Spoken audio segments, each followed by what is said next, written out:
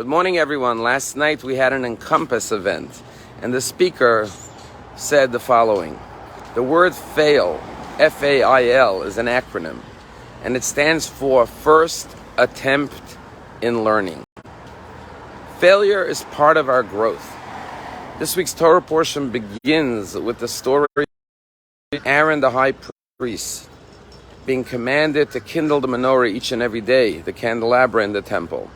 And our rabbis tell us that when God instructed Moshe to tell Aaron to kindle the menorah, Aaron was reluctant because he knew that he played a role in the sin of the golden calf.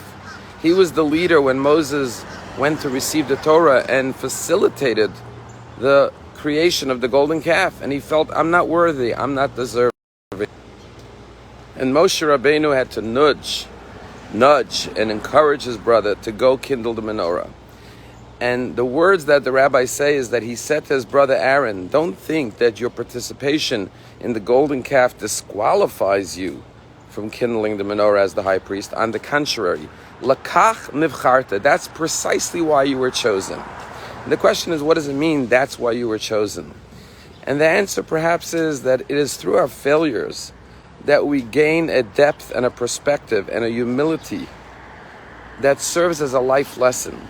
And therefore, don't see your failure as a stumbling stone, but see it as a stepping stone that could help you achieve greater heights that you could not have achieved without having experienced that failure. And therefore, harness the power and the lessons of that failure to help you achieve even greater heights. There are two stories that come to mind.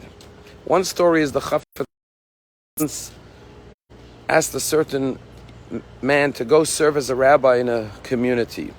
And the man said to the Chafetz Chaim, me? I'm not qualified enough. I am not learned enough, God-fearing enough. How can I go serve as a rabbi in this community? And the Chafetz Chaim said to this man, who do you want me to send? Someone who thinks he is qualified enough, thinks he is learned enough, thinks he is God-fearing enough. In other words, it's precisely because of your humility and because of your reluctance that I know that you are most qualified. Because if you had arrogance and ego and overconfidence, you would not be qualified. The second story that comes to mind is a certain person who worked for a company. And one day he made a terrible error in a business decision that costed the company hundreds of thousands of dollars. And the next day, this employee walked into his boss and he said, I'm ready to hand in my resignation. I realized I failed miserably. I cost the company all this money. And his boss looked at him and said, are you kidding me?